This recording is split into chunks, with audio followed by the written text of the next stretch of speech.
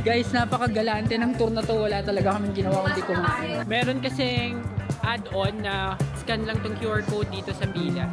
Here.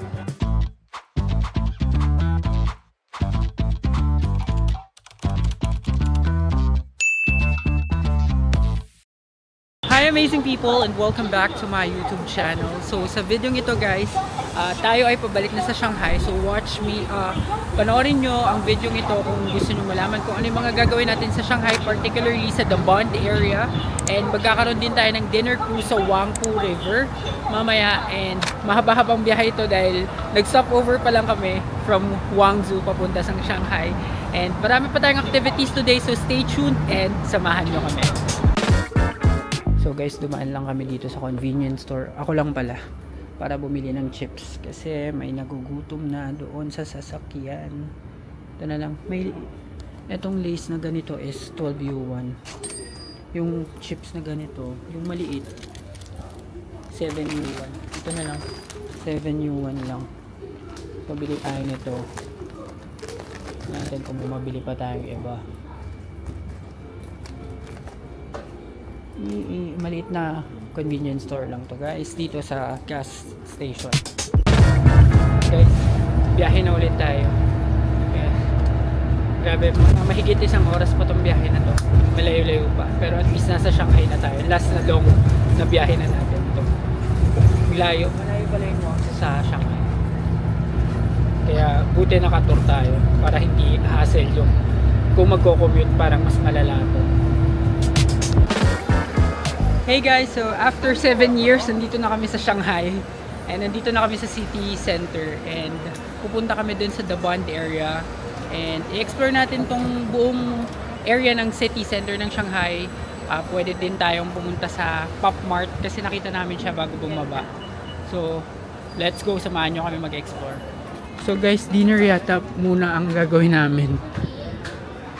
Ayan, so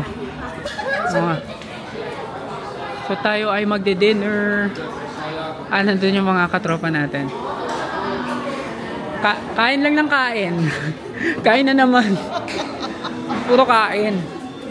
Guys, napakagalante ng tour na to. Wala talaga kaming ginawa kundi kumain. Picture pa kayo. Ayan. Salamat po Tinay mababait yung kasama natin sa tour guys. Hinahayaan tayo mapicturean yung dinner bago nila kainin.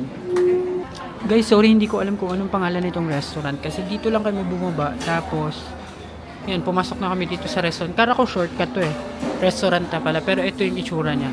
May panda dun sa ibabaw. Tapos dito kami sa parang private room dinala para kumain. Yan ang ating mga friends.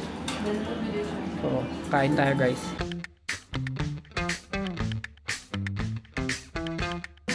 Peking duck. Ayoko ng duck. Ayun natin, Peking duck. Kung peke ba talaga. Ang sarap. Ang sarap ng Peking duck. Ang lambot. Ito sa may gulay. Masyado. Ang sarap. Ang sarap dito guys. Fairness. Yung broccoli. Masarap yan. Yung Masarap. Chili siya. Ay, siling green. sili. Pork. May pork. Pero masarap. Pero yung green sili yun. Sili lang yan. Tapos yun yung pinaka... Yeah, stir fried. Masarap. Bakit ang dami, ang dami. May mga paparating pa. Ulam update. Ay, yan siya pwede dito. Same kagabi. Is that chicken or shrimp? Is that chicken? chicken? Okay. Thank you. Daming ulam guys. May meatballs pa. Happy Fiesta! Gusto ko may dinner cruise pa mamay. Ano to? Merienda cruise? Merienda? Dinner yun. Or cruise lang? Baka cruise lang. So guys, tapos na kami kumain. And ang masasabi ko lang, yung mga restaurants since yung first day namin, it just keeps on getting better. Ang sasarap ng food, lalo dito sa restaurant na to, sa Shanghai. Ayan, tandaan nyo na lang yung and malapit nga to dun sa may Pop Mart. Ayan, so iintay na lang namin yung bus kasi hindi pwede mag-park dito sa tapat. So dadaan lang siya tapos quick stop lang para makasakay kami lahat. And then next destination na kaagad. So guys, nandito na tayo sa ating next stop which is The Bund. So makikita nyo sa likod ko yung mga buildings. Tapos meron ditong parang parang ano, globo. Asan ba? Parang, ayun, ito to. Yan. Parang, yan. So, susundan lang natin si Frank. Yan, papunta dun sa mga magagandang buildings. Ayan. So, let's go. Papunta tayo sa River Cruise. Guys, at this point, meron kasing add-on na Huangpu River Cruise na nag-participate kami kasi wag daw i-miss out yon sa lahat ng mga activities. So, add-on siya na $30 US dollars or 200 yuan each. So, humiwalay na yung ibang mga ka-group na hindi nag-participate sa cruise. Pero kami, since magko-cruise kami, ayan, dito kami sa loob. Pasok tayo dito sa Shi Yupu Quay 2. Ayan, dito sa parang port nila para sa cruise. Shi Yupu Quay 2. So, pasok muna tayo dito. Guys, magta-transfer kami ng port kasi medyo puno dun sa kabilang port na pinasukan namin. So, papunta kami dito sa kabila. Walking distance lang din. And ini-enjoy lang namin yung view ng The Bund. So, guys, binigyan kami ng 20 minutes na pag-iikot dito bago mag-start yung cruise. And this is The Bund. Bund. Welcome to the Bund area. It's not just The Bund, it's James Bond. Wale. Ayan guys, oh. Ganda, no? Let's soak in the view guys ng The Bund. Ang ganda guys, ang ganda. Ano siya, para siyang Victoria Park, Victoria. Dun ng Hong Kong. Guys, ang ganda. Yun lang masasabi ko, ang ganda guys, ang ganda. Lalo sa personal. Guys, na solo namin halos tong The Bund. Konti lang yung tao. Normally daw sobrang dami ng tao dito. Pero ngayon oh, yan, konti lang yung tao. Tapos madalas kami lang or kaming mga tourists lang yung mga nagpipicture. Ayan. So, appreciate lang natin. Ang ganda talaga guys oh. Ang ganda oh. Kumikinang-kinang pa yung ano, Oriental Tower. Ayan sa likod ng Siang. Ang ganda guys. Sulit na sulit. And again, part ito na mapuntahan nyo tong lugar na to. Pwede nyo mapunta ng libre of course. Pero hassle free kapag nagbook kayo ng tour. And we book this through SMB Travel and Tours. Ganda guys.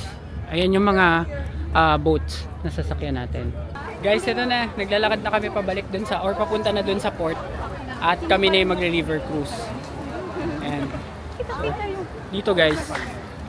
Ito. Ayan, dito tayo. Mas kakaiba tong ano na to. Tong port na to. May liwanag. Ito yung Quay 1. So, dito tayo guys. Ayan, diretso tayo dito guys. Guys, meron na tayong ticket. I-scan lang tong QR code dito sa pila. Here. Ayan. Sandali lang guys. Kung hindi pa kayo nakasubscribe sa channel na ito, mag-subscribe na kayo sa AJTV Amazing Travels dahil malaking tulong yun para sa akin na maipagpatuloy ang paggawa ng mga ganitong klaseng travel videos. At may share sa inyo ang mga views kagaya nito. So ano pang hinihintay ninyo? Subscribe na. Now back to the vlog. Ayan guys, so ito na yung aming cruise ship. Mas makukuha natin na maganda. Ayan. Ulitin natin yung picture natin. Sakay na tayo dyan. And recommended nila na sa top floor daw sumakay. So ano, para kitang-kita yung view, ma-enjoy yung view. Ayan. Let's go! Ayan guys, so may hagdan sa loob ng cruise ship. Kaya tayo sa top floor para sa view. For the view! Ang ingay! So guys, and dito na tayo sa may second floor. Pakit tayo ng third floor. May VIP area doon guys. Dagdag lang kayo ng 100 yuan kung gusto ninyo. So dito tayo sa top floor.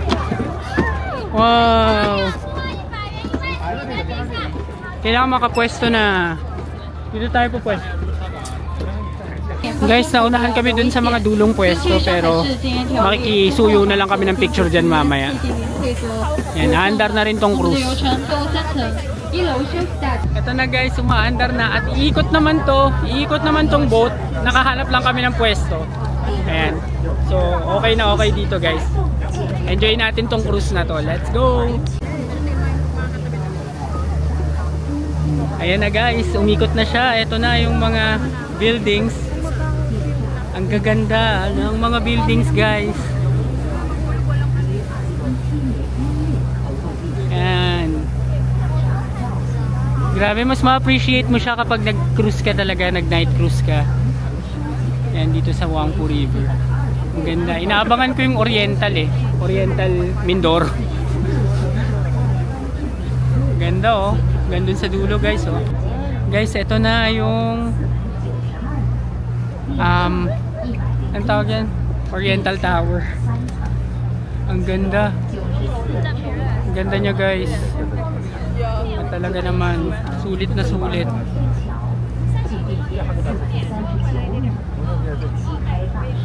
Ang ganda guys. Panalo. Ang ganda. Dito kayong 1,000 trees? 10,000 trees ba yun? Hindi ko sure. Ayan guys oh, puro building yan na makukulay. And yan yung reason kung bakit may night cruise dito. Para talaga ma-appreciate mo yung view na yan. Wow. Ganda guys.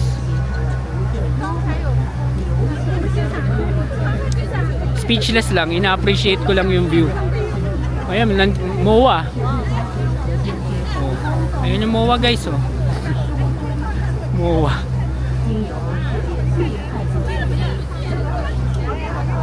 Guys, nandito na tayo sa kabilang side. And ayan. Guys, nandito na tayo sa gitna. Sa kabila. Pabalik na to doon sa port. And ito yung kabilang side naman. Less na yung ilaw dito compared dito sa nasa likuran ko. Ayan. Guys, last look na at padaong na tong ating river cruise.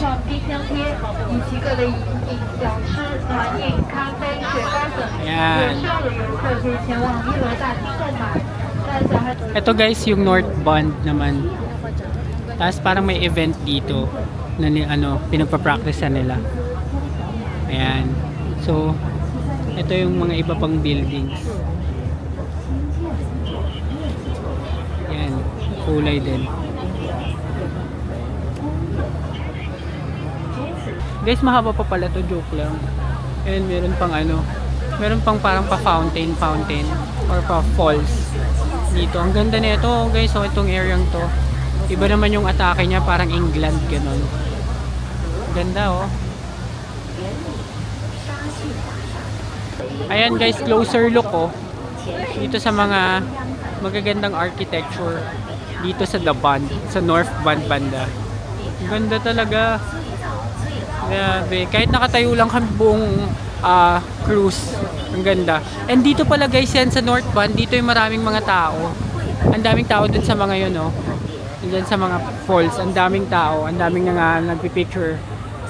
Dun sa pinuntahan namin or sa binabaan namin kanina, siguro south yun, hindi masyadong maraming tao. So mas okay dun para makakapag-picture kayo. Dito iba yung feels kasi puro dilaw naman yung mga ilaw. Eto na guys, finally pababa na kami. And pumwesto na kami dito sa second floor para mas madaling makababa. And so dadaong na lang to tapos we're good na!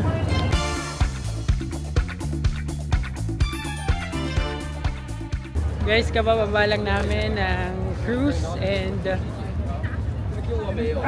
masasabi kong okay din naman yung experience. Hindi siya, for me, hindi siya ganun ka worth it kasi basically makikita mo rin naman lahat ng mga nakita mo sa The Bund. Pero syempre, ibang feeling yung naikot mo siya, parang naikot mo siya, di ba? Hindi lang sa paningin, naliikot mo yung buong The Bund dun sa cruise na yun. So kahit pa paano, it's a great experience and nag-enjoy naman kami. Medyo marami lang din talagang tao tsaka singitan dun sa areang magaganda yung spots na magpapapicture ka. So, hindi ko alam kung may pupuntahan pa kami ngayon guys, pero susundan lang namin si tour guide. Baka mag-check-in na tayo dun sa bagong hotel natin dito sa Shanghai at i-quick room tour ko kayo ulit. So, stay tuned. Hey guys, so andito na kami ngayon sa Holiday Inn Express Hongqiang Airport Zone. Ang haba. So, medyo matagal-tagal din yung biyahe. Grabe guys, mag-11 PM na ngayon pero ang traffic pa rin sa Shanghai. Grabe yung traffic. Inabot din kami ng mahigit 1 oras papunta dito. And mag-check-in lang tayo guys sa loob. Kukunin lang din yung inyong passport, tapos bibigyan kayo ng keycard. At kailangan din ng copy ng visa. And then mag-room tour na tayo. So ito guys, ang itsura ng kanilang lobby. Ito yung reception area. Tapos and so mabango yun, mabango ulit. Ang ganda nito guys, oh. Goldfish. Tapos dito yung breakfast area. Tapos dito yung mga elevators. Tapos meron ulit mga vendo dito. Guys, let's do a quick room tour. So, umpisahan natin dito sa CR nila. So guys, ito yung toilet. May malaking mirror. Tapos, Tresemme din ulit guys yung sabon. Tapos meron 2 baso dito. May sink, makakasama yung tubig. Tapos sa ilalim, may mga, nandito yung blower. Nandito yung yung tawag dyan, towels. Tapos of course, merong toilet dito. Tapos ito naman guys ay merong maliit na shower area. Mas maliit ito dun sa unang hotel namin sa Hangzhou. Tapos Tresemme products of course. Tapos may mga clothes na lalagayan. Sampayan ng mga tuwalya. So let's walk over here. Dito naman guys may clothes rack na open. Tapos merong lagayan ng luggage dito. Meron silang 2 slippers. Tapos sa tapat niya merong full body mirror. And then here, ito naman yung difference niya dun sa first hotel namin. Meron ditong, ano ba to? Ayan. May fridge, may 2 water. Merong water heater, may 2 water ulit dito. Tapos merong tea and coffee, may 2 mug. Meron sila ditong fan. Tapos merong malaking TV. Ito ano to? And mga outlets. Tapos dito may maliit na lamp to. Tapos may work table dito na maliit, may tissue. Tapos dito guys, yung bed. The bed is bigger, honestly. Tapos may 2 meron din ditong mini table sa kabilang either side of the bed. Tapos may phone. Tapos meron ditong sofa bed. Tapos may maliit ulit na work table. Tapos let's see what the view is. Wala. Block yung view guys. Pero meron naman mirror. So, generally speaking guys, mas maliit ito kesa dun sa hotel natin sa Hangzhou. Pero parehong Holiday Inn Express. So, we'll see kung same lang sila ng breakfast. And dahil dyan guys, i-end ko na muna ang vlog nito. Maraming salamat sa lahat ng umabot sa part na ito ng ating Shanghai vlogs. At kung nagustuhan ninyo ang video ito, please give me a like, comment, share, and subscribe to my channel. And do not forget to hit the notification bell para updated kayo sa aking future vlogs. Abangan ang ating Disneyland adventure sa susunod na episode. Yun lang guys, maraming salamat. Bye!